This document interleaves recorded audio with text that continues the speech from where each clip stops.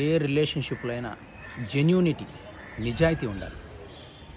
భార్యాభర్తల మధ్య అవ్వచ్చు, ఇద్దరు ఫ్రెండ్స్ మధ్య అవ్వచ్చు, ఒక బిజినెస్ పార్ట్నర్స్ మధ్య అవ్వచ్చు, అన్నదమ్ముల మధ్య అవ్వచ్చు, కుటుంబంలో అవ్వచ్చు, ఎక్కడైనా సరే ఒక ప్యూరిటీ, ఒక నిజాయితీ ఉండాలి. ఒకరినొకరు మోసం చేసుకుంటూ, అది ఏ రిలేషన్షిప్ అయినా సరే, ఫ్రెండ్షిప్ అవ్వచ్చు, బిజినెస్ పార్ట్నర్స్ అవ్వచ్చు, ఏ రిలేషన్షిప్ అయినా సరే, ఒకరినొకరు మోసం చేసుకుంటూ, హిడెన్గా చేసుకుంటూ,